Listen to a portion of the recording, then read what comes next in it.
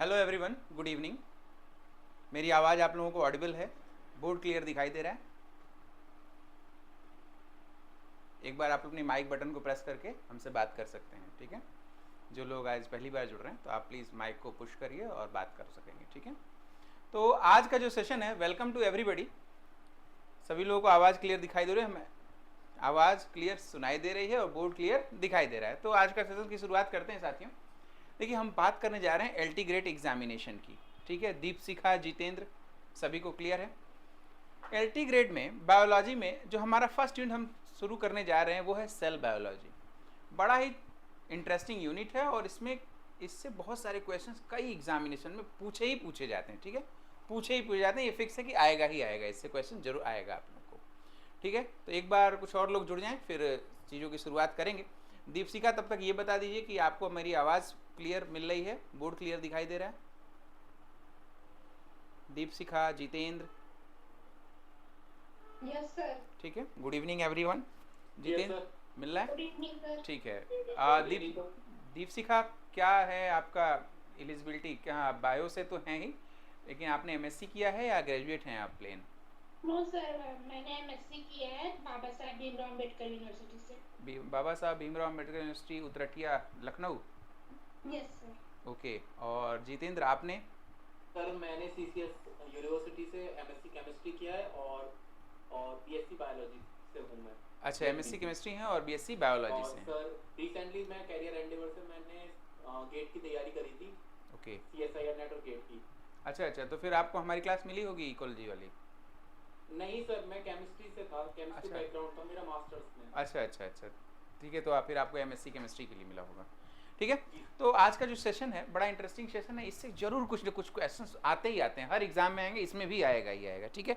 तो पहले हम कुछ ऐसी चीज़ों को बता देंगे जिसको आप प्रॉपर, आप लोगों को दो चीज़ें चाहिए रहेंगी। एक तो बिलीफ चाहिए रहेगा, भरोसा रखिए, और दूसरा चाहिए रहेगा एक नई कॉपी बनाइएगा आप लोग, ठीक है? नई कॉपी हर यूनिट के लिए अलग अलग, जैसे सेल बायोलॉजी पढ़ा रहे हैं तो उसकी एक अलग कॉपी बनाइएगा। मेरी बात सबको मिल रही है ना? समझ में आ रहा है ना क्या कहना चाह रहा हूँ मैं? Sure sir. तो थैंक यू। सभी को यूनिट वाइज डिफरेंट कॉपीज बनेंगी। अगर वो कॉपी अलग हो जाती हैं तो रिवाइज करने में आसानी होती है। चलिए आज शुरुआत करते हैं कुछ इंटरेस्टिंग टॉपिक्स की जो आपको जरूर याद रखना है। हेडिंग डाली सेल बायोलॉजी, हेडिंग डाली सेल बायोलॉजी। सेल बायोलॉजी में क्या क्या चीज़ें आप लोग ध्यान देंगे, दिखाते हैं। अगर कोई पूछे कि भाई सेल बायोलॉजी की शुरुआत हो रही है, सेल बायोलॉजी की शुरुआत हो रही है, तो जैसे ही आप लोग किसी इंटरव्यू वगैरह में अच्छा, पता है ना आप लोग क्वेश्चन कैसे पूछे जाने हैं? आपको क्लियर है ना? सबको कोई दिक्कत तो नहीं? सबको पता है ना क्या क्या क्वेश्चन कैसे आने वाले हैं, क्या उसकी स्कीम है? चलो एक बार फटाफट बता देते हैं, ताकि आप लोगों को डाउट्स जो अगर कोई हो तो वो दूर हो जाए, ठीक है? देखो स्क्रीन पे आ गया बायोलॉजी सब्जेक्ट का UP LT grade examination pattern, ठीक है? क्या स्कीम है, ये पैटर्न देखो अपने सामने। इसमें देखो प्रीलिम्स होगा और मेंस होंगे, दो होगा, प्रीलिम्स होगा और मेंस होगा। क्लियर है ना विद्यार्थियों? ये क्लियर है ना? प्रीलिम्स होगा और मेंस होगा। जो प्रीलिम्स है वो ऑब्जेक्टिव होगा, 150 क्वेश्चंस आएंगे, जिसमें से 30 क्वेश्चन तो जीएस के रहेंगे और 120 क्वेश्चन अपने बायोलॉजी से रहेंगे। मार्क्स 300, मतलब दो नंबर का एक रहेगा और ड्यूरेशन 2 आवर्स का हो गया। हाँ, इसमें नेगेटिव मार्किंग होगी, 0.33%, ठीक है? 33% इसमें नेगेटिव मार्किंग भी है। क्लियर? अच्छा, मेंस में देखिए, मेंस डिस्क्रिप्टिव रहेगा, जिसमें 20 क्वेश्चन हो गए, 10 शॉर्ट और 10 long answer type, 10 short answer type और 10 लॉन्ग आंसर टाइप। 200 नंबर का रहेगा, 3 घंटे ड्यूरेशन रहेगी, लेकिन इसमें कोई माइनस मार्किंग नहीं रहेगी। क्लियर है? सभी लोगों को मिल गया? जितेंद्र, रिजवी गौर, ठीक है? ऋत्वजी, क्या नाम है भैया? ऋत्विज, सही है ना? प्रोनाउंसिएशन सही आ रहा है, ठीक है? ऋत्विज, क्लियर है? आवाज आ रही है समझ में? ठीक है। जितेंद्र, दीपशिखा, क्लियर? ध्यान देके चलना है हमें कि हमें प्रीलिम्स के साथ साथ हमें मेंस की भी तैयारी करनी है। तो अगर हम मेंस को ही डिटेल में हम पढ़ा दें आपको, अगर आपको, तो आपका प्रीलिम्स अपने आप क्वालिफाई हो जाएगा, ठीक है? इसी तरह पीसीएस की तैयारी जब भी कराई जाती है तो सबसे पहले मेंस की तैयारी करवाते हैं, फिर जब मेंस हो जाता है तो अपने आप प्रीलिम्स की तैयारी उसके साथ साथ हो जाती है। क्लियर है? चलो आप लोग ना बीच बीच में हाँ हूँ करके आप लोग जवाब दे सकते हैं ताकि इंटरेक्टिव क्लास हो गए, अदरवाइज बोरिंग हो जाएगी क्लास। समझ में आए तो आप लोग हाँ भी बोल सकते हैं, ठीक है। ये सुविधा इसीलिए है, ये बटन पुश करके बातचीत करने के लिए ही है, ठीक है। कोशिश करिए कि साइलेंट जगह पे रहें ताकि आप माइक ऑन रख के भी आराम से क्लासरूम का आनंद ले सकें, ठीक है। क्लियर है जितेंद्र? Okay sir. तो आप लोगों को क्लियर हो गया, प्रीलिम्स में 120 मार्क्स की बायोलॉजी आने वाली है, ठीक है। टोटल 150 क्वेश्चन होंगे। अच्छा 30 क्वेश्चन टोटल ये आने वाले हैं, जो 20 क्वेश्चन आने वाले हैं, 10 शॉर्ट और 10 लॉन्ग आंसर टाइप। इसमें नेगेटिव नहीं रहेगा, इसमें नेगेटिव मार्किंग प्रीलिम्स में रहेगा। हम तैयारी कराएंगे आपको मेंस की, पूरी हर चीज़ डिटेल से लिखवा देंगे ताकि जब क्वेश्चन आए तो आप लोगों को आपकी पेन ना रुके, आपकी पेन ना रुके। आइए शुरुआत करते हैं, ठीक। सेल बायोलॉजी आज का सेशन है अपने सेल बायोलॉजी के ऊपर। सेल बायोलॉजी क्वेश्चन पूछेगा कि what is cell, what is cell. अगर कोई क्वेश्चन पूछे कि व्हाट इज सेल, क्या डिफाइन करेंगे? Cell is aqueous compartment. Note करिए सेल की डेफिनेशन। हमेशा ऐसे ही पूछा जाता है, जब भी पूछा जाएगा तो पूछा जाएगा कि भाई सेल किसे कहते हैं, सेल के डिफिनेशन बताइए, उसके और कंपोनेंट्स के बारे में बताइए। ये सारी चीज़ें पूछी जाएंगी, ये सारी चीज़ें पूछी जाएंगी। तो आप लोगों को क्या करना है, जैसे जैसे क्वेश्चन पूछा जाए वैसे वैसे उतना ही आंसर लिखते चले जाना है, ठीक है। सेल क्या है भाई?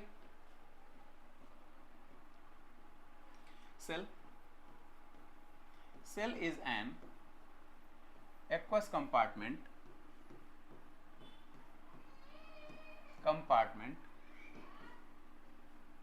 aqueous compartment. Cell is an aqueous compartment which contain, क्या contain करेगा? Cytoplasm, which contain cytoplasm inside it, which contain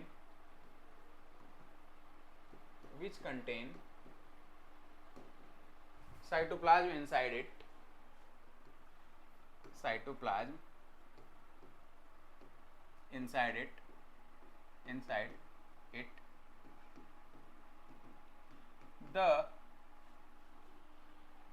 the cytoplasm has huge quantity of, the cytoplasm has, या ऐसे लिख लो, the cytoplasm comprises क्या क्या चीजें साइटोप्लाज्म कैरी करेगा अपने अंदर? कंप्राइजेस एक्वस मटेरियल,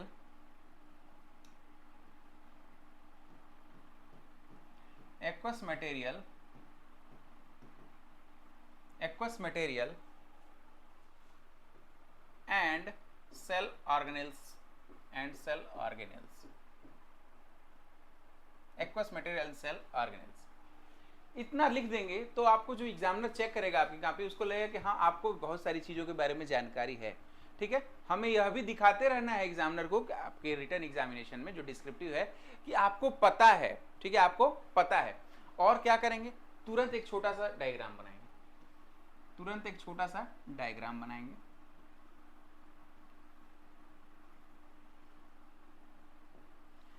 किसी भी स्टूडेंट को अगर कहीं भी दिक्कत हो रही होगी तो तत्काल आप हमसे पूछिएगा, ठीक है ना। जितेंद्र और ऋत्विज और दीपशिका, ठीक है, क्लियर है? चले इस फिगर को बनाना है हमें, इस फिगर को हमें बनाना है। यहाँ पे देखिए हम एक बना दे रहे हैं सेल। अगर हम यहाँ सेल वॉल लिखते हैं इसका मतलब ये प्लांट सेल हो जाएगी। क्या हो जाएगी? Cell wall. ग्रीन कलर से क्या होगा? सेल मेम्ब्रेन,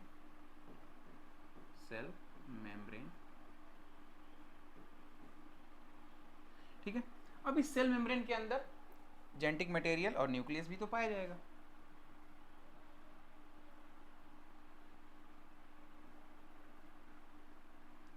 ये है न्यूक्लियर मेम्ब्रेन,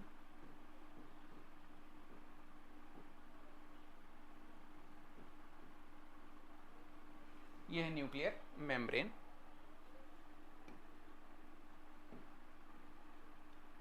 इसके अंदर माइटोकॉन्ड्रिया भी पाए जाएंगे,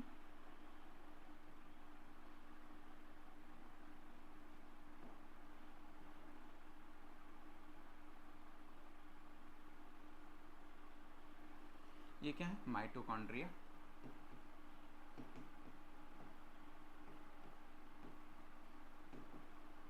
ठीक, माइटोकॉन्ड्रिया के बाद चूंकि सेल वॉल लिखा हुआ है, सेल वॉल केवल प्लांट सेल में पाया जाता है, तो क्लोरोप्लास्ट भी डालेंगे इसमें, क्लोरोप्लास्ट भी डाल देंगे।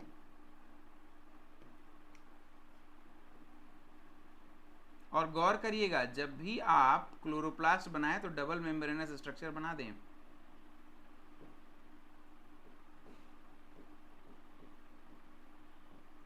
क्लोरोप्लास्ट, ठीक है।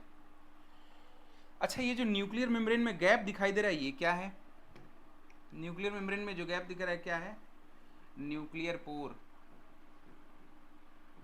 एक बार क्वेश्चन पूछा है, the pore present in between the nuclear membrane is called as nuclear pore. Nuclear pore, nuclear pore, ठीक है। थोड़ा बड़ा कर दें क्या स्क्रीन?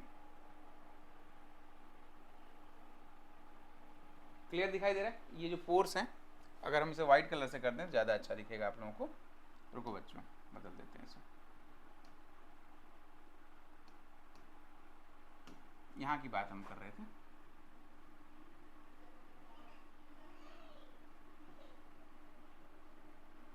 ये देखिए,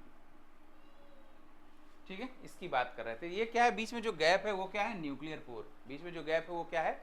न्यूक्लियर पोर है, ठीक है। बना दो।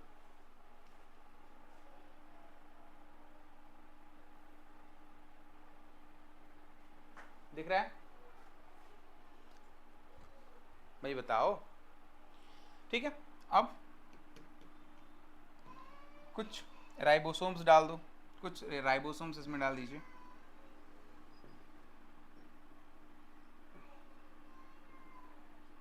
क्या होंगे ये? राइबोसोम हो जाएंगे। ये हो गए राइबोसोम। अच्छा, इसकी मेम्ब्रेन के ऊपर जुड़ा रहता है एंडोप्लाज्मिक रेटिकुलम। एंडोप्लाज्मिक रेटिकुलम ऐसे बना दो ना।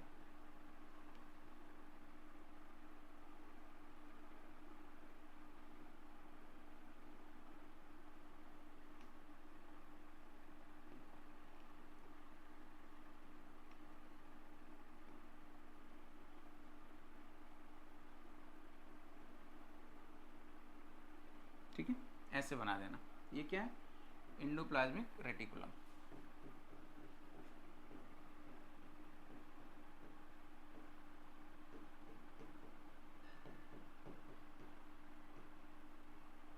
एंडोप्लाज्मिक रेटिकुलम, ठीक है। क्वेश्चन इससे भी पूछा गया है, कौन डिस्कवरर था एंडोप्लाज्मिक रेटिकुलम का? कौन डिस्कवरर था? ठीक है, बता सकता है कोई? इसको ईआर से भी बोलते हैं, ईआर भी बोलते हैं, ईआर भी बोलते हैं, ठीक है बेटा। चलो, अच्छा ये बना दिया। गाल्जी बॉडी क्यों छोड़ रहे हो? गाल्जी बॉडी भी तो चाहिए रहेगी। गाल्जी बॉडी बनाइए, गाल्जी बॉडी बनाइए, जिसे बनाया था कैमिलो गाल्जी साहब ने डिस्कवर इसकी गाल्जी बॉडी। देखो, गाल्जी बॉडी में ऐसे सिस और ट्रांस चीज़ें पाई जाती हैं, सिस्टर नहीं पाए जाते, ठीक है। ये जो येलो कलर से बना हुआ है, ये गाल्जी बॉडी। इन सभी के बारे में बड़ी डिटेल से चर्चा होनी है, ठीक है। लेकिन एक अल्ट्रा स्ट्रक्चर हमें पता होना चाहिए कि हम क्या पढ़ने जा रहे हैं और कैसे क्वेश्चन पूछे जा सकते हैं। गाल्जी बॉडी, गाल्जी बॉडी हो गया। स्टूडेंट्स, आप लोग बना लीजिए, फिर हम आगे चलें, या पेज चेंज कर दें। एक बार जब बन जाए तो आप हमें बता दीजिएगा, हम आगे बढ़ेंगे या फिर थोड़ी देर रुक जाएं।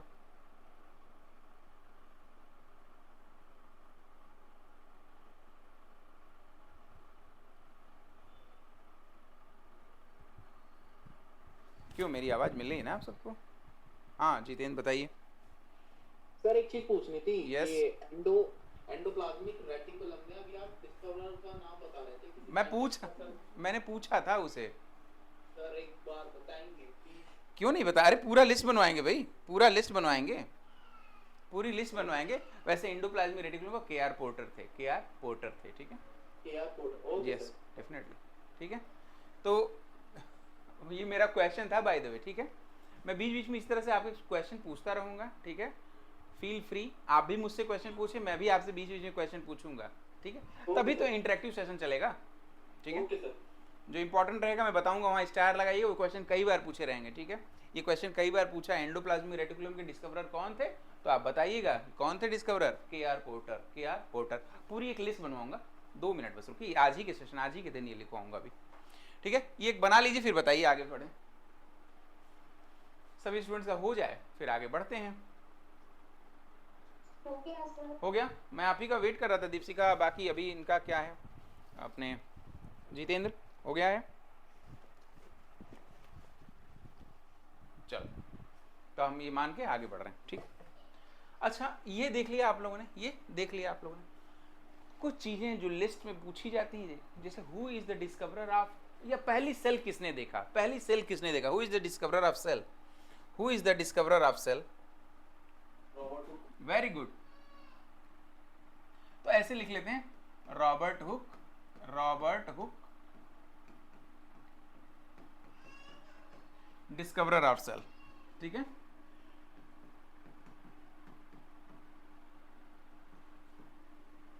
डिस्कवरर ऑफ सेल, विद्यार्थियों डिस्कवरी तो इन्होंने कर दिया, डिस्कवरी तो इन्होंने कर दिया, लेकिन ये कौन सी सेल को देखे थे, ये डेड सेल को देखे थे। किस सेल को देखे थे इन्होंने, किसमें देखा था, डेड सेल को देखा था, dead cell of cork, dead cell of cork,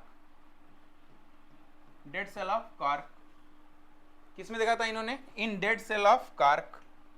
आप लोग ऐसे कर लोगे ज्यादा अच्छा रहेगा, आप लोग देखो, in dead cell of cork, in dead cell of cork. अच्छा कार्क से भी क्वेश्चन पूछा हुआ है, कार्क का बोटेनिकल नाम क्या है, क्वेरकस सुबर, कार्क का बोटेनिकल नाम क्या है, क्वेरकस सुबर, ठीक है। कार्क का क्या बोटेनिकल नाम है, बोल दो भाई, बताते हैं तब इससे याद हो जाए आप लोगों को। इंडियन कार्क का बोटेनिकल नाम है क्वेरकस, देखो QUERCUSSUBER, Quercus suber plant, Quercus suber plant, ठीक है, क्वेरकस सुबर प्लांट।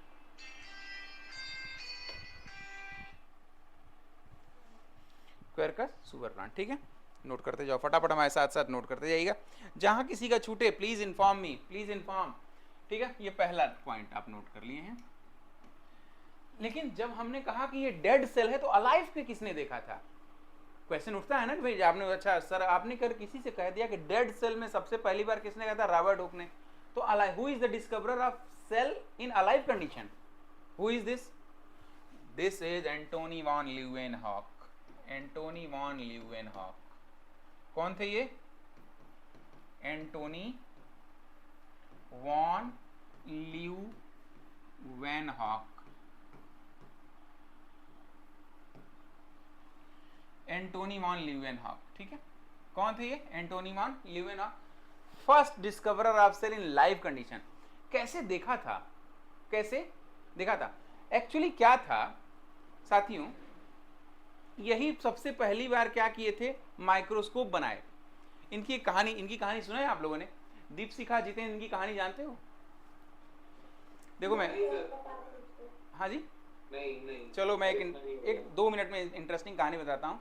ये एक्चुअली कपड़ा व्यापारी थे, गांव में अपने कपड़ा बेचते हुए लोगों को देखा है, कपड़ा बेचते नहीं, पहले के दौर में थैली कंधे पे बांध के या गाड़ी पे रख के कपड़ा बेचते हैं, सब ध्यान दिया है आप लोगों ने, देखा दिया होगा, उम्मीद करते हैं, अगर आप लोग उत्तर प्रदेश में रहते हैं तो गांव में बेचते हैं सब। उस गांव में क्या था, ये भी स्कॉटलैंड में कपड़ा बेचते थे, गांव जाके कपड़ा बेचते थे, लेकिन क्यूरियस थे ये, क्यूरियस होने की वजह से क्या था, एक दिन गांव में कपड़ा बेचने का, गर्मी का दिन था, बैठ गए थक के, गर्मी पेड़ की छांव में बैठ गए, अपना चश्मा निकाला और बहुत सारे कांच के टुकड़े इनके पास थे।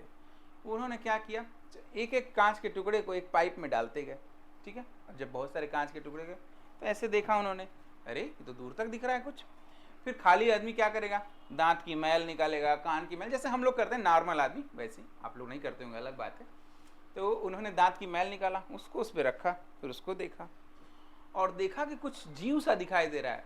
उस टीथ स्कम का नाम दिया एनिमल क्यूल। तो जो पहला सेल था उसका नाम दिया था एनिमल क्यूल, एनिमल क्यूल नाम दिया। आइए, एंटोनी वॉन ल्यूवेनहॉक क्या देखा था इन्होंने, इन्होंने देखा था first cell in discoverer of first cell in alive condition, first cell in alive condition,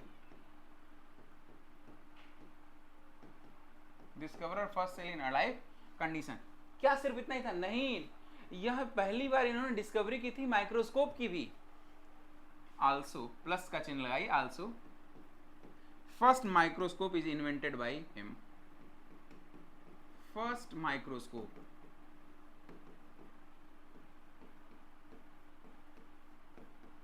is invented by him.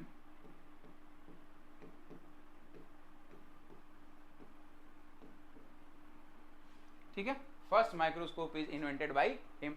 इन्हीं के द्वारा पहला माइक्रोस्कोप भी बनाया गया. अच्छा, जो फर्स्ट ऑर्गेनिज्म इन्होंने देखा तो उसका नाम क्या दिया? एनिमलक्यूल. इसी में स्टार लगा के लिखिएगा, जैसे फर्स्ट हो गया, सेकंड, इसी में स्टार लगा के लिखिएगा. He called the first cell,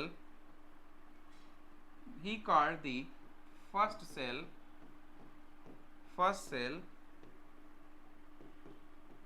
identified from, bracket में लिखिए, identified from teeth scum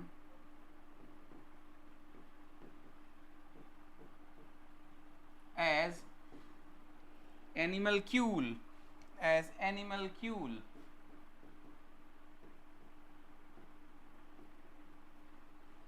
as animalcule. ठीक है, नोट करते जाइए. As animalcule. Antonie van Leeuwenhoek discoverer of first cell in alive condition. First microscope भी इन्होंने ही डिस्कवर किया था.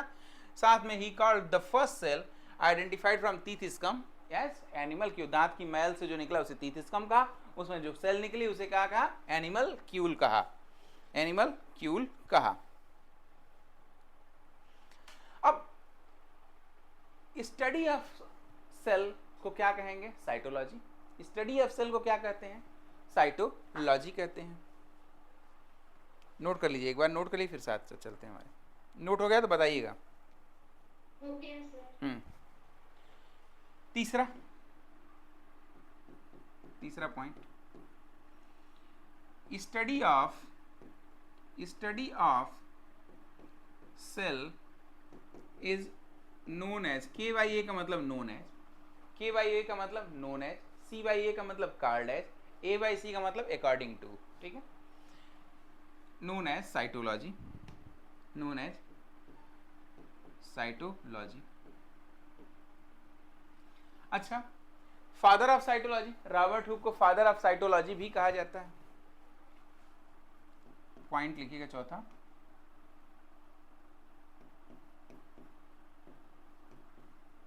Robert Hooke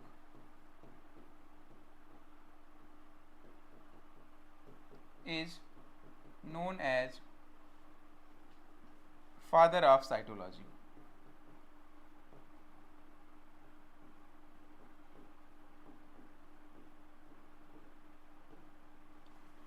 हिमाचल प्रदेश में एग्जाम हुआ था, उस एग्जाम में पूछा था who is known as father of modern cytology. क्या आप लोग बता पाते हैं who is known as father of modern cytology? ठीक है, मॉडर्न साइटोलॉजी या सेल बायोलॉजी किसे कहा जाएगा? चलिए नोट करते जाइए हमारे साथ साथ. पांचवा पॉइंट, या नहीं यहाँ पे नोट कर लिया है तो हम आगे चलें. तो सर एक जो आप बता रहे थे हिमाचल में मॉडर्न वाला, HPPSC. तो रॉबर्ट हुक ही होंगे क्या सर? नहीं, George Emil. Modern cytology George Emil. फिर क्यों कहा गया? कहानी सुनो भाई. ठीक है, आपने तो यह माना कि रॉबर्ट हुक ने तो खोजा. सर ये तो बात समझ में आती है, रॉबर्ट हुक ने क्वेर्कस सुबर में पहली बार देखा तो उनको चलिए फादर बोल दिया. फिर ये मॉडर्न का क्या मतलब है? आपकी तरफ से ये क्वेश्चन होना चाहिए, है ना? ऑब्वियस सी बात. मॉडर्न से तो सर रिलेटेड यही रहेगा कि जो मॉडर्न एरा है उस हिसाब से. बोलो बोलो, सही है. तो मॉडर्न एरा से रिलेट करेगा जो भी जिसने भी अभी लेटेस्ट. बिल्कुल.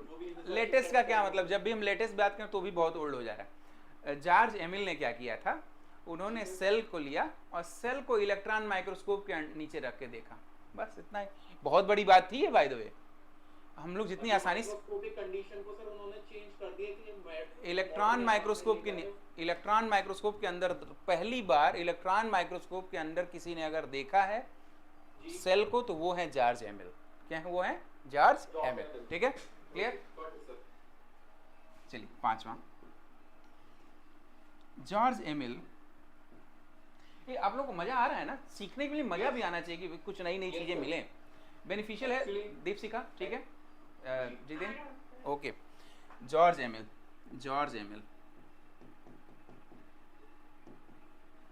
George Emil is called as father of modern cytology.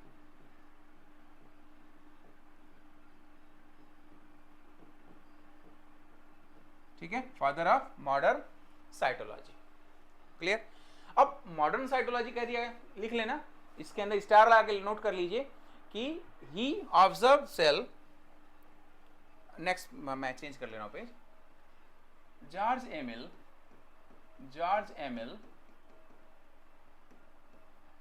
was the first who observed cell under electron microscope. Cell under electron microscope.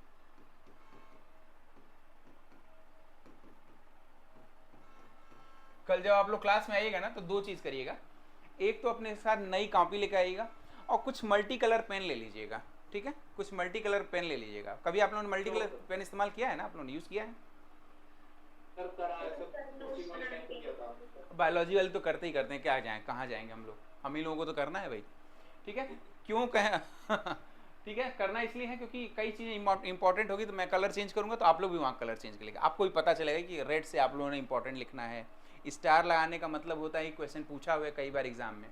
ठीक है, तो एक माइक्रोस्कोप पूछा, अंडर माइक्रोस्कोप एक क्वेश्चन, मतलब सैकड़ों बार आ चुका है एक क्वेश्चन कि हु डिस्कवर या हु इन्वेंटेड इलेक्ट्रॉन माइक्रोस्कोप। किसने electron microscope? Knoll and Ruska. याद कर लीजिए, आज ही की आज हजारों बार पूछ चुका है एग्जाम में। हु डिस्कवर इलेक्ट्रॉन माइक्रोस्कोप, बताइए भाई, Deepshikha, Jitendra. Knoll and Ruska. अरे रस्क याद हो, कच्च से खाते हैं ना रस्क।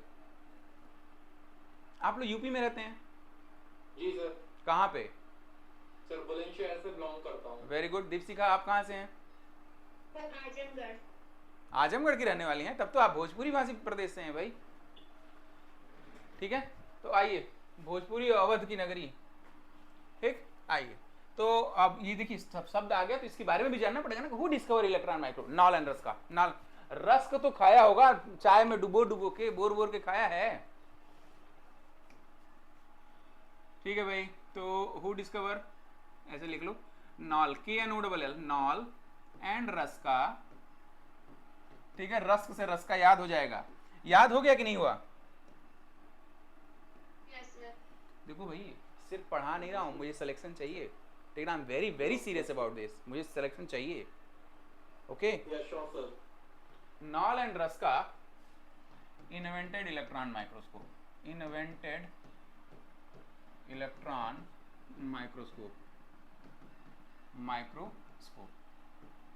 ठीक है, स्टार लगाइए और डबल स्टार लगाइए, कई बार क्वेश्चन पूछा हुआ है। इस स्टार का मतलब हमेशा क्या रहेगा कि भैया क्वेश्चन कई बार पूछा है, क्वेश्चन कई बार पूछा हुआ है, नोट करिए। अब आइए, हेडिंग लिखिए, cell organelles and their discoverers. Cell organelles and their discoverers. Cell organelles and their discoverers. ये बहुत ही इंटरेस्टिंग टॉपिक होते हैं बाय द वे। हो गया, नोट हो गया हेडिंग? चलिए, यहाँ तो हो गया। अब कौन से सेल ऑर्गेनेल, कौन से डिस्कवरर हैं, यह भी हजारों बार पूछा हुआ है। आइए एक लिस्ट बना देते हैं, एक जगह पे हो जाएगा तो आसानी से याद कर लोगे। ठीक है, दीपशिखा, जितेंद्र, क्लियर? चलो, cell organelles and their discoverers. ठीक है, आइए एक लिस्ट बना लेते हैं, या ऐसे कर लेंगे, एरो लगा लेंगे। ठीक है, पहला तो मान लो कि सेल को कौन डिस्कवर किया था? सेल को किसने डिस्कवर किया था भाई, बोलो। रॉबर्ट हुक ने डिस्कवर करा था। Very good. और लाइव में किसने देखा था? लाइव में देखा था आपके हाँ, एंटोनी वॉन ल्यूवेनहॉक ने। ठीक है, तो सेल को तो रॉबर्ट हुक लिखना है। जहां कभी केवल नॉर्मल सेल पूछ दे तो आप लोग क्या कर लोगे, Robert Hooke. After all he is also known as father of cytology. ठीक, सेल के डिस्कवर थे। अब सेल के अंदर दूसरी चीज़ किसने देखा? आइए एक एक चीज़ के बारे में बात करते हैं। किसका नाम लिखवा दूँ? चलो इनका लिख दो, माइटोकॉन्ड्रिया। माइटोकॉन्ड्रिया, माइटोकॉन्ड्रिया हिंदी में जानते हो माइटोकॉन्ड्रिया क्या कहते हैं? सूत्र कणिका। अजीब सा नंबर है, नाम है, ठीक। माइटोकॉन्ड्रिया, देखो माइटोकॉन्ड्रिया के बारे में बड़ा ही मजेदार टॉपिक। इसको पहली बार डिस्कवरी की थी कोलिकर ने। किसने किया था? डिस्कवरर है कोलिकर। Kolliker discover it. लेकिन देखिए नाम जो माइटोकॉन्ड्रिया है वो दिया था सी बेंडा ने। Term mitochondria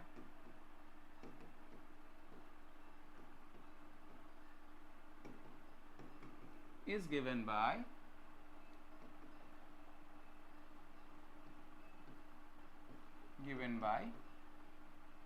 C. Benda।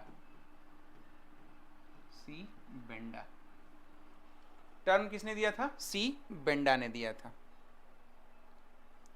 तो फिर इन्होंने क्या दिया था?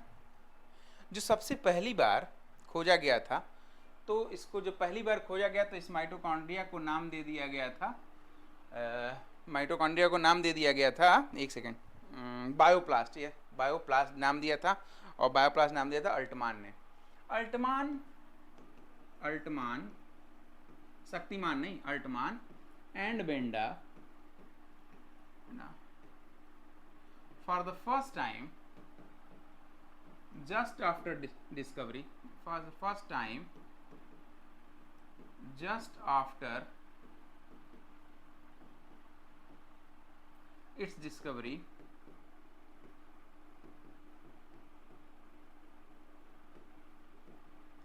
gave the term, क्या टर्म दिया था? gave the term bioplast, gave the term bioplast।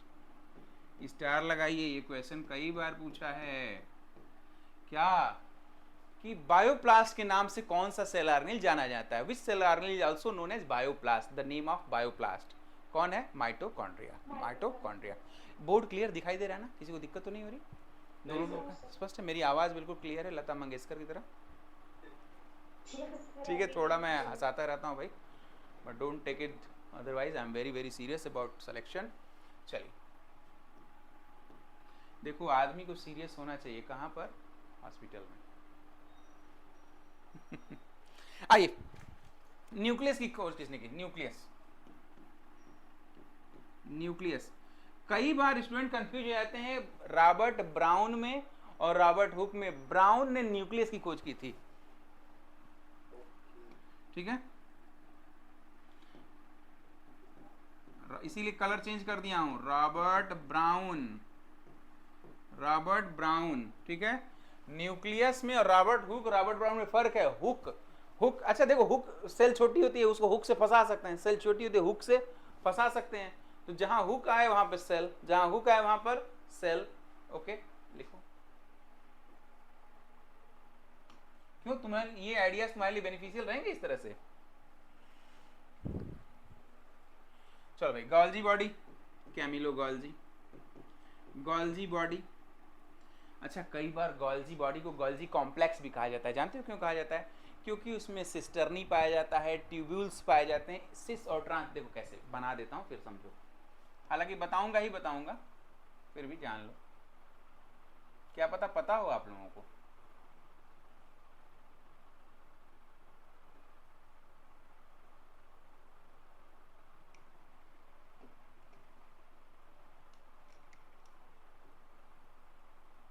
देखो विद्यार्थियों, इस साइड को कहते हैं सिस, इस साइड को कहते हैं ट्रांस, ठीक है। ट्रांस गोल्जी नेटवर्क, सिस गोल्जी नेटवर्क। दो लोग चिपके हुए हैं ना, दो लोग चिपके हुए हैं। कई बार गोल्जी बॉडी को इसीलिए गोल्जी कॉम्प्लेक्स भी कहा जाता है। गोल्जी बॉडी को गोल्जी कॉम्प्लेक्स भी कहा जाता है। वापस चलिए यहाँ पे आइए। खोजा किसने था? गोल्जी बॉडी को डिस्कवर किया था कैमिलो गोल्जी ने। कैमिलो गोल्जी किसने खोजा था?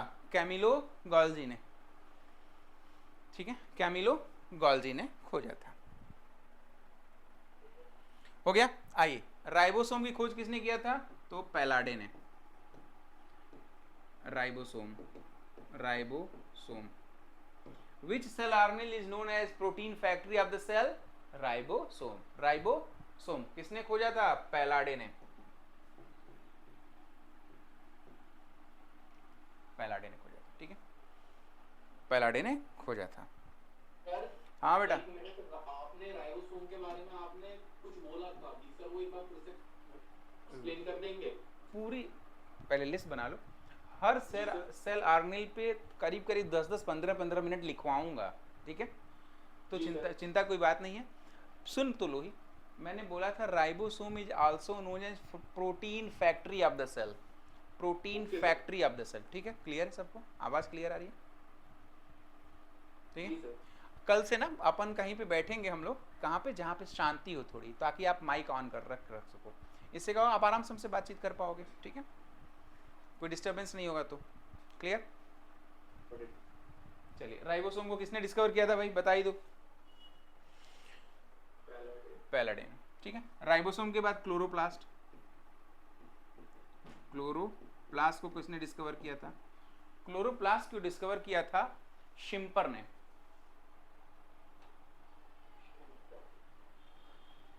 शिम्पर, क्लोरोप्लास्ट को डिस्कवर किया था शिम्पर ने। क्लोरोप्लास्ट को डिस्कवर किया था सिम्पर साहब ने, ठीक है। अच्छा, अब आगे 6 नंबर, 7वें नंबर पे देख लो बच्चा। 7वां यहीं पे कर देना, ताकि एक पेज में ही हो जाएगा आप सबको, एक पेज में ही हो जाएगा आप सबको। 7वां ये हो गया। उसके बाद हो गया ER, इंडोप्लाज्मिक रेटिकुलम को किसने डिस्कवर किया था? ER लिख दे रहे हैं आप लोग, इंडोप्लाज्मिक रेटिकुलम पूरा लिखिएगा, ठीक है।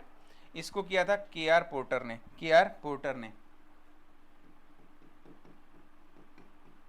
KR पोर्टर ने, KR पोर्टर ने इसको डिस्कवर किया था। हो गया।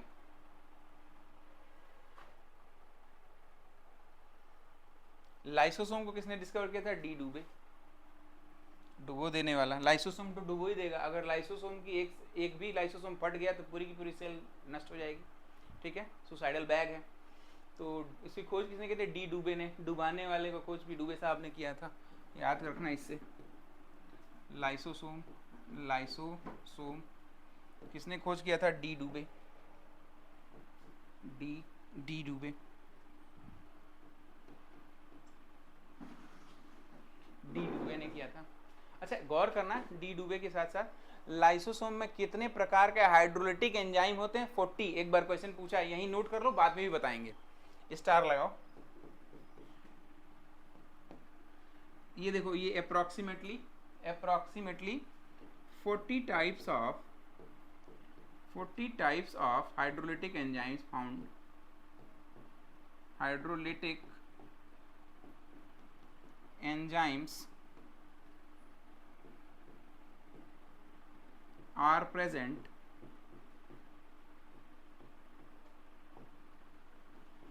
in lysosome। ब्रैकेट में सुसाइडल बैग भी लिखना है, suicidal bag, suicidal bag of the cell. Bracket में suicidal bag of the cell, ठीक है, हो गया। ब्रैकेट में suicidal bag of the cell लिख दीजिएगा।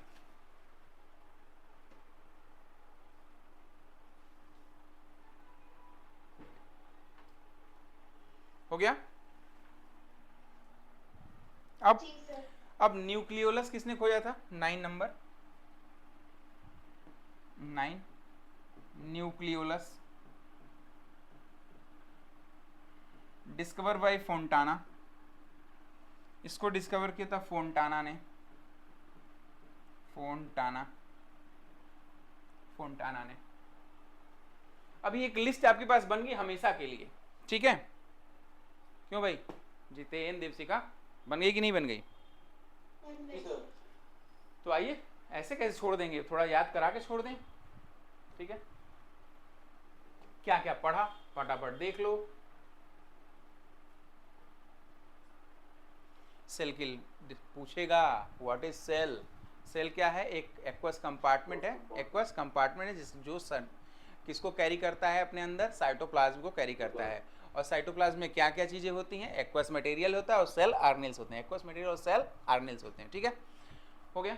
ये फिगर जरूर बना देना अगर तुम्हें देना है एग्जाम कहीं भी। बायोलॉजी तो मतलब फिगर ना, बायोलॉजी मतलब तो डायग्राम होता है, डायग्राम। और ऑलवेज कैरी, अगर वो लोग मना कर दें कि केवल ब्लू एंड ब्लैक पेन लेके जाना है तो उसके साथ साथ आप एक पेंसिल भी ले जाएं, ठीक है। अगर कोई मना ही नहीं है तो आप पूरी मल्टी कलर पेन लेके जाइए। सुंदर बनाएंगे तो जांचने वाले पे इंप्रेशन पड़ता है, ज़्यादा मार्क्स देगा, ठीक है ना, चलेगा। अदरवाइज सर पेंसिल से ही बनाएंगे। अदरवाइज क्या ही कर सकते हैं अपने पास। लेकिन पेंसिल क्या जानती हैं? पेंसिल केवल क्या एक ही 2 रुपये वाली पेंसिल आती है। पेंसिल के कई शेड्स आते हैं, पेंसिल के कई शेड 4A 4B भी आता है, ठीक है। कहीं पे डार्क पेंसिल का इस्तेमाल करेंगे, कहीं पे लाइट, एकदम कलर ऐसा लगना चाहिए कि पेंसिल से भी स्केच जैसा बनना है, ठीक है। इंप्रेशन देना है भाई। अगर आपने एग्जामिनर को डरा दिया 1-2 क्वेश्चन में, समझो सिलेक्शन पक्का। डर जाएगा तो नंबर ज़्यादा देंगे भाई साहब, ठीक है। ये बात किसी और को ना बता, नहीं तो वो लोग समझ जाएंगे, डिकोड हो जाएगा ना, ठीक है। चलो ओके सर। आइए, Robert Hood discoverer of cell in dead cell, in dead cells of Quercus suber के नाम से आया था। ये क्वेश्चन पूछा हुआ है, स्टार लगाइएगा। Quercus suber. Antonie von Leeuwenhoek discoverer first cell in alive condition plus first microscope is discover invented by him, is invented by him, is invented by him, ठीक है। He called the first cell identified from teeth scum as animalcule. Study of cell is known as cytology. Robert Hooke is known as father of cytology. very good. George Emil is also known as father of modern cytology. Question. George Emil was the first who observed cell under electron microscope. Nall and Ruska invented electron microscope. ठीक। अब आइए list आ जाएगी आपके सामने। ये list है कौन से आर्गेनेल किसने किया, सेल की डिस्कवरी किसने की थी? रॉबर्ट हुक ने। आप लोग चाहें तो मेरे साथ साथ बोल लें, आप लोगों को याद हो जाएगा। रॉबर्ट हुक ने। माइटोकॉन्ड्रिया कोलिकर ने। ईयर नहीं पूछ सकता है कि कौन से ईयर में की है? आज तक पूछा नहीं है, आज तक पूछा नहीं है। मैंने बहुत सारा, हर बार अभी आप लोगों के साथ साथ मैं कई एग्जाम, आप लोगों के साथ सभी एग्जाम दूंगा। हो सके तैयारी करते करते मैं अलग अलग राज्यों में देकर आऊँ, ठीक है। मैं आऊँगा तो क्वेश्चन सॉल्व कराऊंगा आप लोगों को, आपको पता चल ही जाएगा। साथियों आज तक कभी ईयर नहीं पूछा है, ठीक है। मैं मना कर रहा हूँ, कुछ चीज़ों को मैं मना कर रहा हूँ, मत याद करना, ठीक है, मत याद। मुझे सिलेक्शन चाहिए ना, हमें बहुत ज़्यादा हाई नहीं जाना है, ठीक है। ज्ञान की परम धारा में बहना तो नहीं है ना आप लोगों को। मेरी बात समझ में आई आप लोग? मैं ये कह रहा हूँ, क्या आप लोगों को ज्ञान की डुबकी लगाना है या एग्जाम पास करना है? No sir. एग्जाम पास करना, सर। एग्जाम पास करना है भाई। Go and grab job, go and grab job, ठीक है ना। ज्ञान की परम धारा में हमें नहीं डुबकी लगवाना है आपको, हमें सिलेक्शन चाहिए भाई। आइए, तो मैं मना कर रहा हूँ, उसको याद मत कर लेना, नहीं तो फेल हो जाओगे। पूरा याद कितना याद करोगे यार, कितनी ईयर याद कराऊंगा, मुझे खुद नहीं याद है, आपको भी नहीं याद करना, ठीक है। आइए, माइटोकॉन्ड्रिया कोलिकर। माइटोकॉन्ड्रिया कोलिकर, जो पहली बार जो माइटोकॉन्ड्रिया टर्म आया था वो किसने दिया था? सी बेंडा ने दिया था। लेकिन जब पहली बार डिस्कवर हुआ तो तत्काल ताजा पता चला कि ऐसा होता है। कौन बताया? अल्टमान एंड बेंडा ने। क्या बताया फॉर द फर्स्ट टाइम? क्या बताया इन्होंने फॉर द फर्स्ट टाइम? कि उन्होंने नाम दिया बायोप्लास्ट नाम दिया, ठीक है, बायोप्लास्ट नाम दिया। आगे, न्यूक्लियोलस की खोज किसने की? रॉबर्ट ब्राउन ने। न्यूक्लियोलस की खोज किसने की? रॉबर्ट ब्राउन ने किया था, ठीक है। Golgi body is discovered by Camillo Golgi. Ribosome is discovered by Palade. फिर AF Simper. Chloroplast is discovered by Schimper. Chloroplast is discovered by Schimper. AF Simper नाम था, शिम्पर, एएफ सिम्पर। अच्छा, ER is discovered by KR Porter. Lysosome D Duve. Lysosome D Duve. ठीक है। इसमें कितने enzyme पाए जाते हैं? लगभग 40, approximately 40 hydrolytic enzymes are present which can digest the whole cells. ठीक है, और उसको सुसाइडल बैग भी कहा जाता है, यही नोट कर लो। आगे न्यूक्लियोलस को किसने डिस्कवर किया था? फोंटाना ने। न्यूक्लियोलस को किसने डिस्कवर किया? फोंटाना ने। अगला क्वेश्चन। ठीक है, अब आगे ये तो बन गया अपनी लिस्ट, ये तो अपनी लिस्ट बन गई साथियों। अब कुछ मजेदार टॉपिक्स इसके बाद, जैसे क्यों, समझ में आ रहा है ना? जी सर।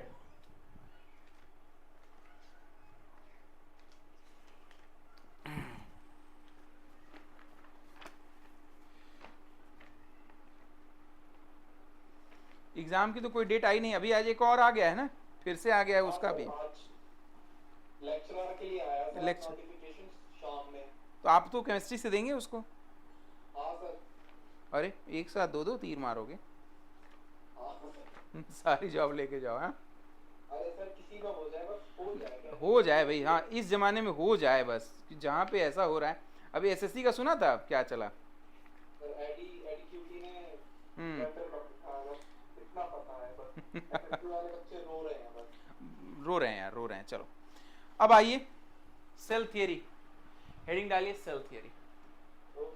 सोचिए कितनी बुरी स्थिति है भारत देश में, एग्जाम मतलब बच्चों को मौका नहीं मिल रहा परीक्षा देने का, लाखों बच्चे फॉर्म भर रहे हैं। ठीक है, मतलब ओ गॉड, थोड़ा सा गवर्नमेंट को सोचना चाहिए, बहुत ज़्यादा हो गया अभी। Cell theory, cell theory, cell theory. आप लोगों को कोई दिक्कत नहीं है सेल थियरी को, उसी का सिद्धांत तो ना लिख दूं, एक ही बात है भाई। सेल थियरी किसने दिया था? स्लाइडेन एंड स्वान ने। स्लाइडेन एंड स्वान ने। The cell theory is given by Schleiden and Schwann. किसने दिया था? स्लाइडेन एंड स्वान ने। यहां पे नोट करना है हम लोग को।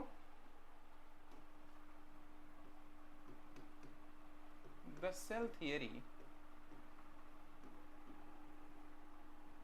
was given by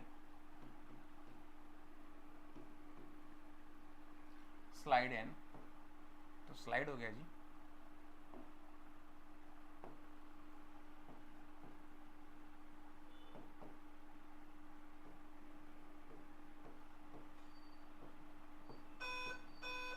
Sladen and Swan. The cell theory is given by Sladen and Swan.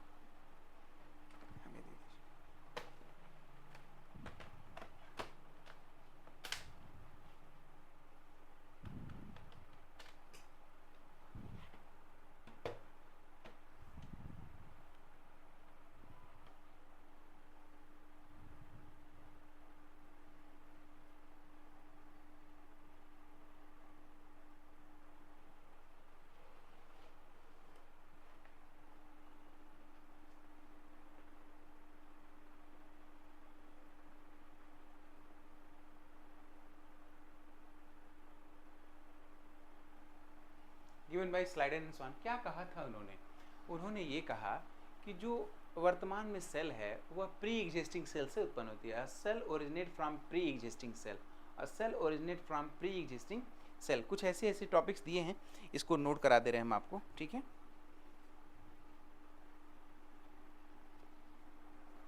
इसमें पहला पॉइंट लिखेगा, इसमें पहला पॉइंट लिखेगा जैसे cell is the unit of life, cell is the unit of life, unit of life, cell is the unit of life, cell is the unit of life,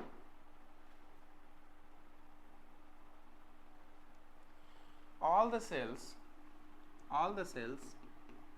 yeah, cell are surrounded by plasma membrane, cells are surrounded by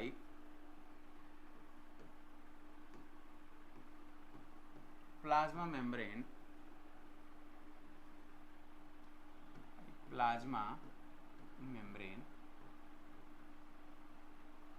cells are surrounded by plasma membrane, cells are surrounded by plasma membrane। ठीक है,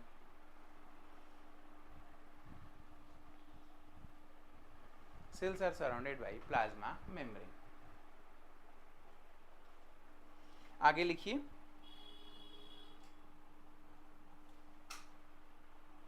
plant cell, इसी में plant cell, इसी में बेटा, यहाँ पे full stop लगा के इसी में आगे लिख लीजिएगा। Plant cell have cell wall over plasma membrane. ठीक है, प्लाज्मा मेम्ब्रेन, सेल वॉल कहाँ होती है? सेल मेम्ब्रेन के ऊपर, सेल मेम्ब्रेन के ऊपर। किसके केस में? प्लांट के केस में, ओवर प्लाज्मा मेम्ब्रेन।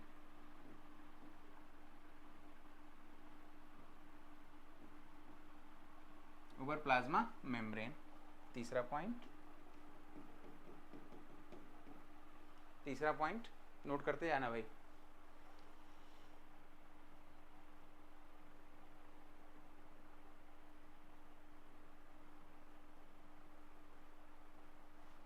structurally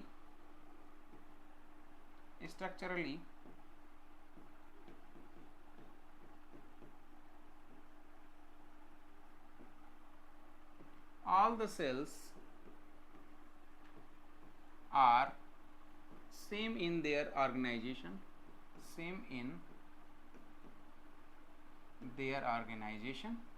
ठीक है। आप लोग समझ रहे हो ये क्या कह रहा है? ये कह रहे हैं कि भाई सेल क्या है? एक यूनिट ऑफ लाइफ है। सेल क्या है? एक यूनिट ऑफ लाइफ है। और सभी सेल्स क्या होती हैं? सराउंडेड होती हैं प्लाज्मा मेम्ब्रेन से। लेकिन जो प्लांट की सेल होती है उसमें क्या होगा? एक एक्स्ट्रा सेल वॉल पाया जाएगा ओवर देम सेल्फ, यानी कि प्लाज्मा मेम्ब्रेन के ऊपर। अच्छा, इसके साथ तीसरा पॉइंट क्या होगा कि जो सभी सेल हैं उनकी संरचना जो है, स्ट्रक्चर जो है एकदम समान है, स्ट्रक्चर समान है। और क्या होगा? सबको समान है और सबकी मेटाबॉलिक एक्टिविटी भी समान है। एंड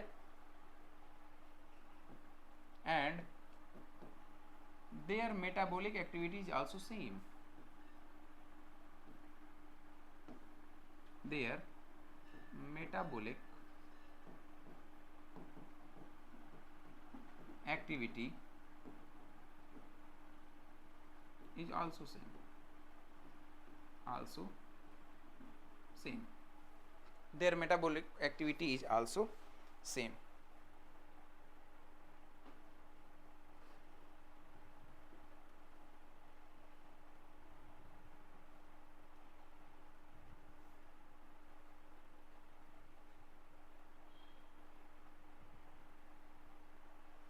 चौथा पॉइंट और very famous point, new cells are form from the pre existing cells. इसको दूसरे कलर की पेन से, ठीक है। New cells are formed from pre-existing cells।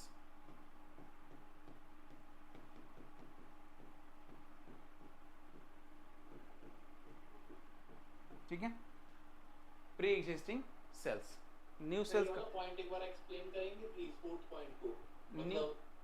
New से जो नई सेल बनती हैं वो पहले से उपस्थित कोशिकाओं से ही बनती हैं। पहले से कोई कोशिका है, उसी से नई कोशिकाएं बन रही है। ठीक है, तो म्यूटेशन प्रोसेस रहता है सर। क्या हुआ? म्यूटेशन प्रोसेस रहता है। म्यूटेशन नहीं, म्यूटेशन की चर्चा ही नहीं। उन्होंने ये कहा एक सेल है, क्या है? एक सेल है जो, मान लो अभी हमारे सेल में एक यहाँ पे एक सेल है, ये है। अभी इससे कोई दूसरी जो नई सेल अब बनेगी वो इसी सेल से बनेगी, नई सेल बनेगी वो इसी सेल से बनेगी। Got it sir. ठीक है, नई सेल तो बना भी लेना, आप बता दिए हो तो फिर इसे बना भी लो। ठीक है, लेकिन ये बात हमेशा सही नहीं है, इसको हटाया गया, खंडन किया गया है इसको। ठीक है, इसको खंडन किया गया है। ठीक है, ये मूल और नागेली नामक एक साइंटिस्ट थे, इन्होंने कहा कि नहीं ऐसा नहीं होता। तो फिर कहेंगे कि पहले सबसे पहले कौन बना? आप समझ रहे हो कि सेल से पहले क्या था? फिर अंडा आया कि मुर्गी आया तक कहानी पहुंच जाएगी। पहले को समझ पा रहे हो? तो ये खंडन हुआ, लेकिन पहले सेल थियरी में तो ये जो कॉन्सेप्ट आएगा वो तो लिखवाना पड़ेगा ना कि new cells are form from the pre existing cell. ये बहुत इंपॉर्टेंट है, अलग कलर से लिखवाया भी है, बहुत इंपॉर्टेंट है, अलग कलर से लिखवाया भी है। ठीक है, हो गया। अब एक टर्म आया था आधुनिक कोशिका, modern cell theory. Modern cell theory, heading लिखिए modern cell theory. Modern cell theory, modern cell theory ये कहता है कि ओमनी सेलुला अ सेलुली, वो भी क्या कहा उन्होंने, ओमनी सेलुला अ सेलुली, रॉबर्ट विरको ने दिया था। या ऐसा करो सीधे सीधे हेडिंग मत डालो, ऐसे लिख लो, स्टार लगाओ, स्टार लगाओ, ऐसे लिखो ओमनीज सेलुला ए सेलुली, ठीक है, ओमनीज सेलुला ए सेलुली। मीन्स मतलब क्या हुआ इसका, देखो इसका मतलब हुआ means new cells are form from the pre existing cells. यही बात तो इन्होंने भी कहा, लेकिन इस लाइन को ओमनी सेलुलर और सेलुली जो नाम है, ये जो टर्म है, इसने दिया था रॉबर्ट विरको ने दिया। मतलब नई कोशिकाएं का निर्माण पुरानी कोशिकाओं से होता है। Means new cells are formed by the division of old cells, by the division in the old cells. Concept was given by this concept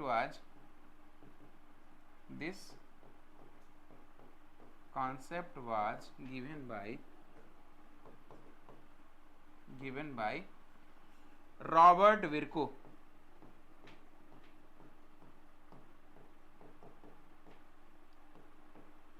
student एकदम याद कर लो, ओमनी सेलुला सेलुली किसने दिया था, रॉबर्ट विरको। सेकंड के कुछ हिस्से में टिक हो जाना चाहिए, बिल्कुल याद कर लो। Who gave the term omnis cellula cellulae, Robert Virchow. Jitendra, बिल्कुल, ये बिल्कुल इसमें याद रखो। और पता नहीं कितनी बार स्टार लगा दो, हजारों बार, लगभग 50 बार तो मैंने एग्जाम दिया, उसमें पूछा है, ठीक है, 50 बार मैंने दिया है और ये जरूर पूछा है, ठीक है। मैं अक्सर एग्जाम आप स्टूडेंट्स के साथ मैं भी जाता रहता हूँ एग्जाम देने, ठीक है। तो अभी मैंने लास्ट एग्जाम दिया था यूपी असिस्टेंट प्रोफेसर का, और उसके बाद फिर कहाँ का दिया था, एमपी असिस्टेंट प्रोफेसर दिया था, फिर हरियाणा दिया था। ऐसे देते रहता हूँ एग्जाम को, क्वेश्चन पेपर लेकर के आता हूँ, सॉल्व भी कराता हूँ, ठीक है। तो आप लोगों को रॉ हैंड एक्सपीरियंस मिलेगा कि क्या मैंने वहाँ फील किया और कैसे क्वेश्चन है, ठीक। तो बने रहिएगा हमारे साथ। समझ में आ रहा है ना, क्यों विद्यार्थियों? चलो फिर इसको याद करो भैया, लिख लिया, चलो आगे की कहानी।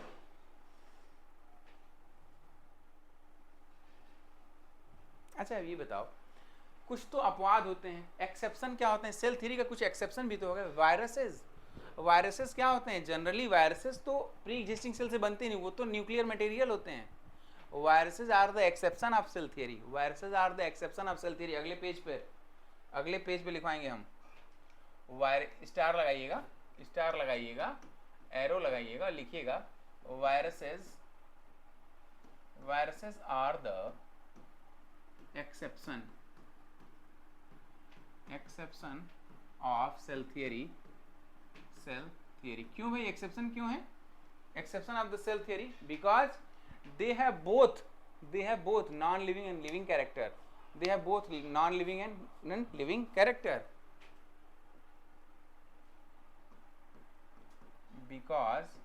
they have both non-living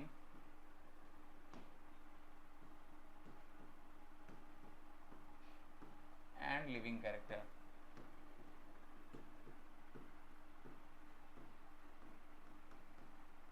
तो पूछेगा आपसे कि फिर किस मामले में ये अलग हुआ? तो मामला जरूर है कि वह क्या होगा, नॉन लिविंग की तरह रहता है। सेल से बाहर, नॉन लिविंग बॉडी के बाहर या लिविंग बॉडी से अलग वह कैसा रहता है? वह नॉन लिविंग की तरह बिहेव करेगा, इसीलिए वो सेल थ्योरी से अलग है। सेल थ्योरी का एक्सेप्शन क्यों है? क्योंकि वो नॉन लिविंग है। सेल थ्योरी से अलग क्यों है? क्योंकि वह नॉन लिविंग है, ठीक है, नोट करो।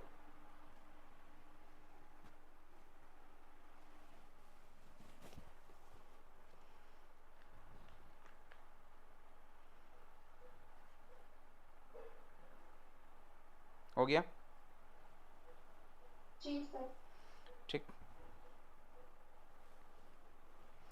अब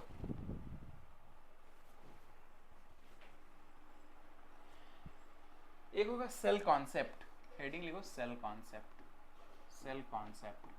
अब तक हमने पढ़ा सेल थियरी, अब है सेल कॉन्सेप्ट, हेडिंग है सेल कॉन्सेप्ट, हेडिंग है सेल कॉन्सेप्ट। सेल कॉन्सेप्ट क्या कहता है? सेल कॉन्सेप्ट यह कहता है कि cell is the structural and functional unit of life, cell is the structural and functional unit of life और बॉडी, बॉडी का या जीवन का स्ट्रक्चरल और फंक्शनल यूनिट कौन है? सेल है। किसने दिया था? एन ग्रीव ने दिया था, एन ग्रीव ने दिया था। Cell is the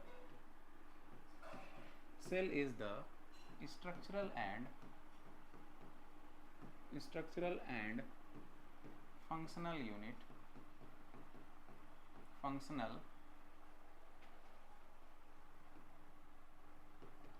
unit of life or body. This concept was given by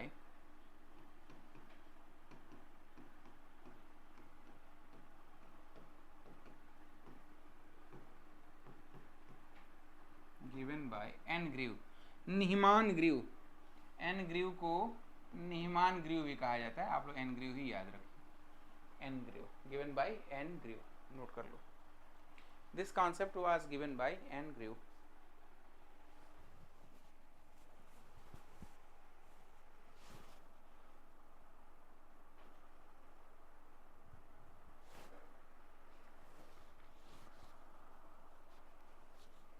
हो गया?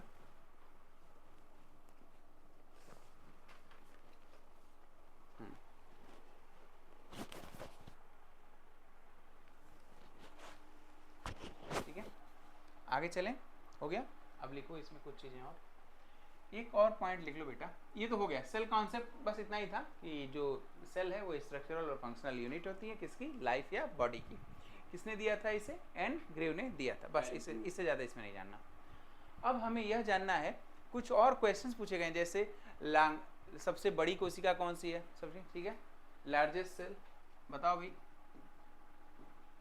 लार्जेस्ट सेल ऑस्ट्रिच एग क्या है? अरे ऑस्ट्रिच एग नहीं है, शुतुरमुर्ग का अंडा, लगभग वो तरबूज, छोटे तरबूज के साइज का होता है, छोटे तरबूज की साइज का होता है। ठीक है, अच्छा सबसे छोटी उसका स्मॉलेस्ट सेल कौन है? पीपीएलओ।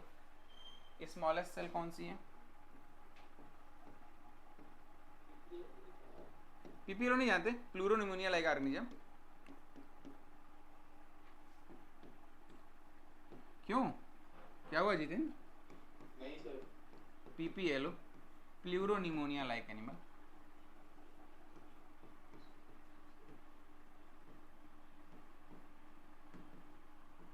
बता देंगे, कभी बता देंगे, अगर आएगा टॉपिक में रहेगा तो हम आपको बता देंगे। ठीक है, प्लूरोनिमोनिया लाइक ऑर्गेनिज्म,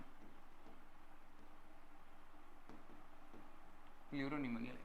अभी तो सिर्फ ना इंपॉर्टेंट टाइप लो, जब थियरी में और ज़्यादा डीप चलेंगे ना हम लोग, तो एक एक चीज़ को खोलूंगा, जो भी शब्द लूंगा सबका मीनिंग बताऊंगा, आपको रियली समझ में आएगा कि व्हाट इज बायोलॉजी।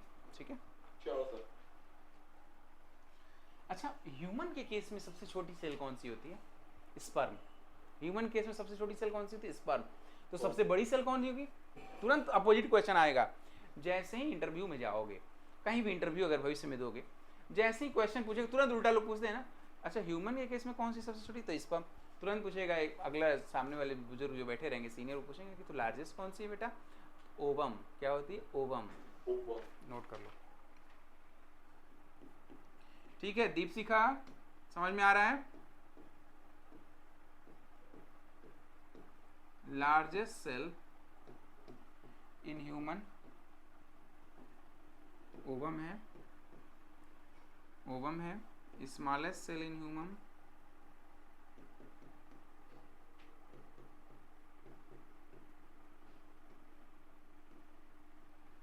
स्पर्म। नोट करते जाओ भैया, हर चीज नोट हो जानी चाहिए।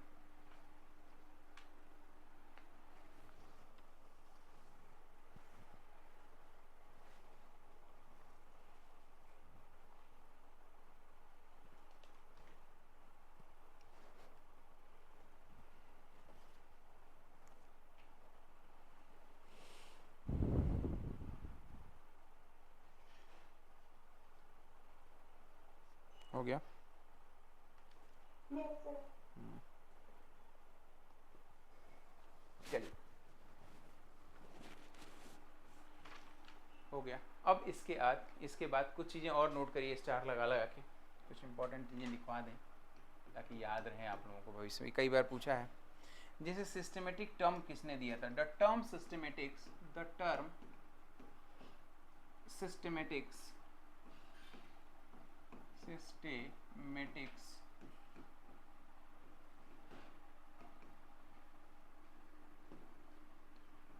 was given by Julian Huxley. Sorry, Carolus Linnaeus. क्या है? Carolus Linnaeus was given by Carolus Linnaeus.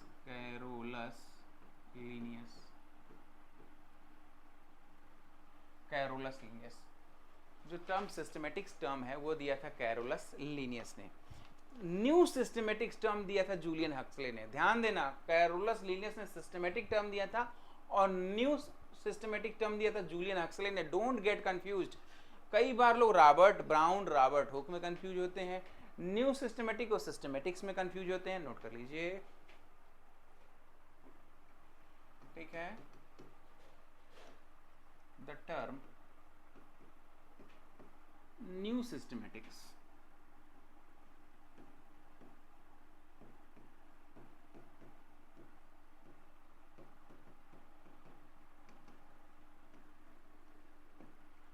was given by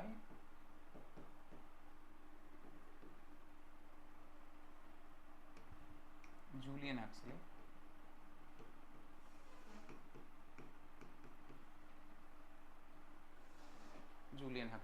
New systematic was given by Julian Huxley.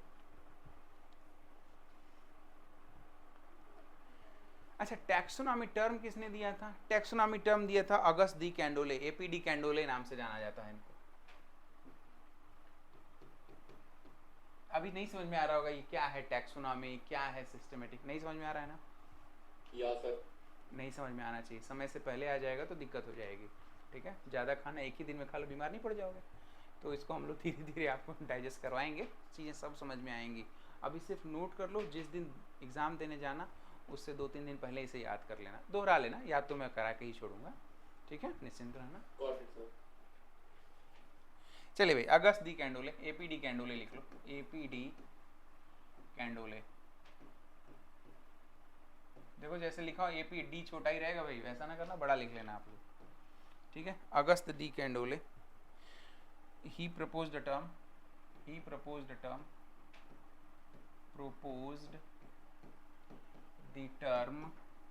क्या टर्म प्रपोज किया था इन्होंने? टैक्सोनॉमी। देखो इन छोटे छोटे टर्म से आपका क्या शुरू तैयार हो जाएगा? प्री, और मेंस जो थियरी लिखोगे उससे मेंस प्रिपेयर हो जाएगा। तो दोनों साइमल्टेनियस हो जाएगा, आपका काम एक शॉट में सब हो जाएगा, ठीक है। चलो भाई, APD Candolle. John Ray species term दिया था। जॉन रे,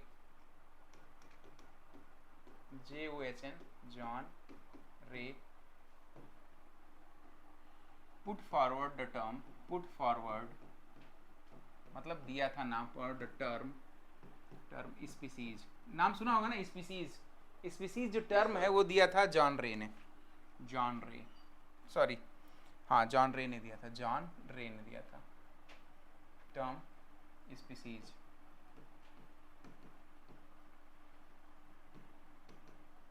ये टर्म स्पीसीज किसने दिया था? जॉन रे साहब ने दिया था। इसके बाद अर्नेस्ट मेयर ने दिया था बायोलॉजिकल स्पीसीज कॉन्सेप्ट। कई बार क्वेश्चन पूछा हुआ है, इसको 2 स्टार लगा देना, क्योंकि कई बार ये क्वेश्चन पूछा। 3 लगा लो, अपना ही स्टार है, कई बार लगा लो, क्या करना। क्या नाम बताया था मैंने? क्या है टर्म, क्या बोला था मैंने बोला था बायोलॉजिकल। जॉन मेयर ने किया था, Ernst Mayr, ERNST, Ernst mayor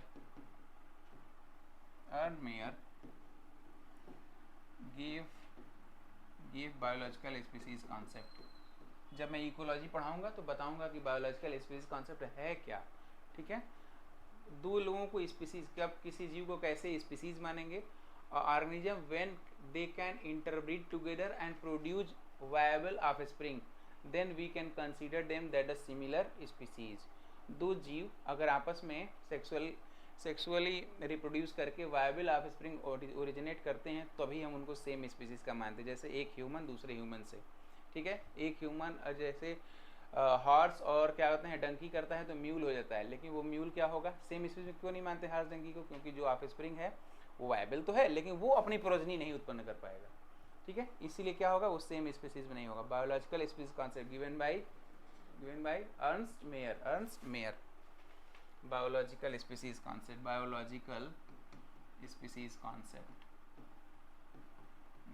concept सिर्फ नोट कर लो बच्चों, ये बहुत इंपॉर्टेंट पॉइंट्स हैं, आपके लिए भविष्य में काम आएंगे, ठीक है। जे क्यूवियर ने टैक्सोनॉमी टर्म को फाइलम शब्द ऐड किया था। जे क्यूवियर कई बार पूछा है, इसलिए 2 स्टार लगा दे रहा हूं, ठीक है। जे Cuvier he added phylum,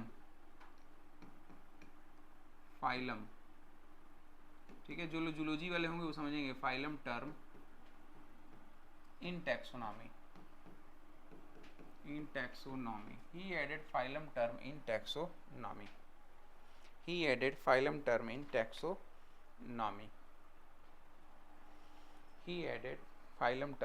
taxonomy।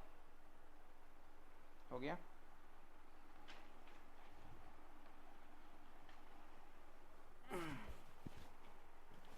हो जाए तो बताना भाई।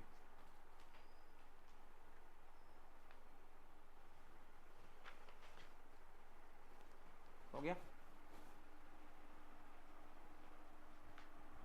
चलें आगे। जी सर।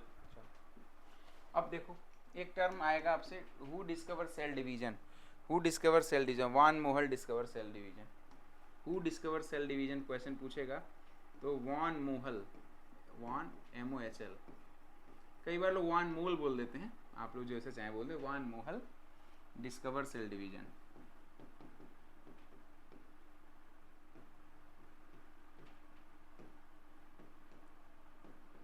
जानते हो सबसे ज्यादा स्टूडेंट कहाँ कंफ्यूज होते हैं, माइटोसिस और मियोसिस में।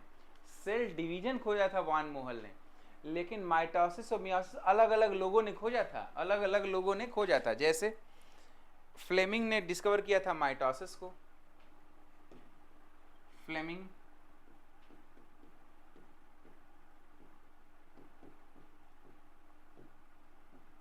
डिस्कवर्ड माइटोसिस, समसूत्री विभाजन, माइटोसिस। फिर जैसे ही आप माइटोसिस बोलेंगे कि माइटोसिस किसने खोजा था, बताया गया आपकी फ्लेमिंग ने, तो तुरंत पूछा जाएगा आपसे कि मियोसिस किसने किया था, ऑस्कर हेडविग।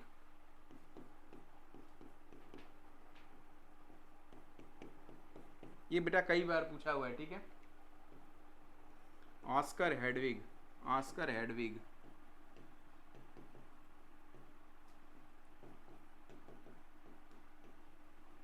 डिस्कवर्ड मियोसिस,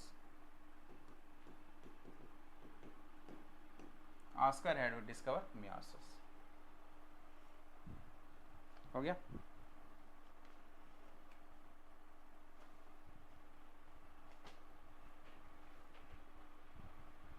विद्यार्थियों क्लियर है?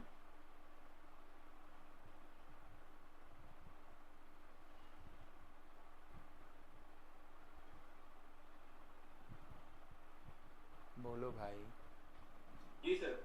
ठीक है, क्लियर, सभी लोगों का क्लियर। तो आज मुझे लगता है कि बहुत सारा काम मैंने आप लोगों को दे दिया है। इसको क्या करेंगे आप लोग, कल जब आप लोग क्लास में आएंगे तो एक बार आप लोग दोहरा के आइएगा, ठीक है। कल जब आप लोग, कल भी क्लास हो सके हो तो आप लोग दोहरा के, या जब भी मेरी क्लास होगी तो आप लोग दोहरा के आइएगा। जो नोट्स आज आप लोग पास हो सके, नई कॉपी ना हो, कल से आप लोग एक नई कॉपी पे इस नोट्स को बना लीजिएगा, ठीक है। मैं चाहता हूँ कि जब आप लोगों की नोट्स कंप्लीट हो, जब मेरा ये सेशंस कंप्लीट होता है सेल बायोलॉजी, तो आपके पास एक बुकलेट अलग से बन जाए, ठीक है। Sure sir. मैं देखता हूँ, मैं आप लोगों के साथ साथ मैं खुद नोट्स बना रहा हूँ, ठीक है। देखो मैं आज जो है ये मैंने खुद एक ऐसी डायरी रखी है, इस डायरी पे मैं खुद नोट्स बनाना शुरू कर दिया है। तो मैं प्रॉपर हर रोज़ आपके साथ साथ चलूँगा। एक ऐसी डायरी आप भी बना लो, आपका भी बन जाएगा एक नोट प्रॉपर, ठीक है। तो आज के लिए बस इतना ही, मिलते हैं नेक्स्ट क्लास में। सर कुछ क्वेश्चन था। या please ask question. Sir biology की क्लासेस में सर रेगुलर बेसिस पे सर आप ही लेंगे क्या क्लासेस, या कोई और भी ले सकता है सर क्लासेस? देखो एक्सपर्ट टीचर्स को हम लोग बुलाते रहते हैं, ठीक है, जो मच वो बेटर, मेरे को पता है। हाँ, जी एक्सपर्ट टीचर्स को हम लोग बुलाते रहे, ठीक है।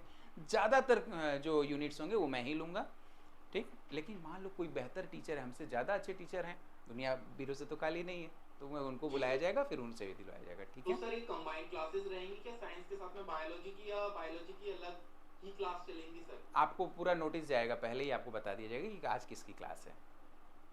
नहीं नहीं सर, कहने से मतलब मेरा ये है कि मैंने जो रिकमेंडेशन में मैंने जो लिया था वो बायोलॉजी का बोल के लिया था। हाँ, तो बायोलॉजी की हाँ, अलग ही, सर। बायोलॉजी अलग ही चलेगी, अलग ही चलेगी। अलग ही चलेगी। हाँ, कभी कभी क्या होता है, जैसे यूनिट सेम हो साइंस के जाएंगे। साथ में सर मर्ज हो सकती है क्या हाँ, क्लास? कभी कभी मान लो कि क्या हुआ कि ज़्यादा बच्चे हैं अपने पास हैं और वो यूनिट सबको पढ़ना है, तो वो यूनिट को मैं अकेले पढ़ा दूंगा, सबको एक साथ मर्ज कर पढ़ा देंगे, गॉट इट सर। ठीक है। और कोई doubt? Now questions are welcome. अगर किसी विद्यार्थी को कुछ पूछना है तो आप पूछ सकते हैं मुझसे।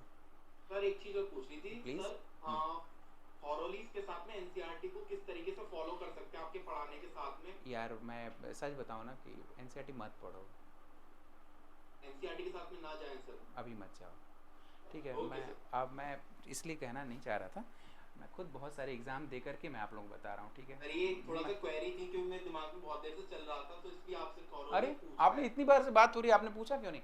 अच्छा एक बात, में चाहे दीपशिखा हो, जितेंद्र आप हो, या कोई भी विद्यार्थी हो, मन में आया बटन दबाओ, मन में आया बटन दबाओ, ठीक है। Okay you have all the button in front of your mobile, you can touch it and talk to me, ठीक है। Okay got it sir. बस एक डेकोरम का ध्यान रखना है, क्योंकि किसी से भी पूछने के, मैं ही पूछूंगा किसी से, तो मैं भी आपसे पूछता हूँ, तो एक डेकोरम का ध्यान रखता हूँ, आप भी ध्यान रखेंगे इस बात का। बाकी कुछ भी पूछ सकते हैं, बिल्कुल पढ़ाई से कुछ भी, कोई डाउट बचना नहीं चाहिए। डाउट कैंसर की तरह होता है, अगर इलाज नहीं किया समय पे तो 4th स्टेज आएगी, ठीक है। Okay sir. तो हम आपके साथ हैं। आप लोगों को उम्मीद करता हूँ आज का सेशन कैसा लगा, इंटरेस्टिंग लगा, बोरियत तो नहीं हो रही? नहीं सर, इंटरेस्टिंग था। तो आप लोग, अच्छा था सर। हाँ दीपशिखा, अच्छा तो मेरी एक रिक्वेस्ट है आप लोगों से, जब नेक्स्ट क्लास में आएंगे तो इसे याद करके आएंगे, ठीक है। Sure sir. बिल्कुल। ठीक है, all the best, good night everyone, मिलते हैं नेक्स्ट थैंक क्लास यू में। Sir, good night sir. Good night, good night.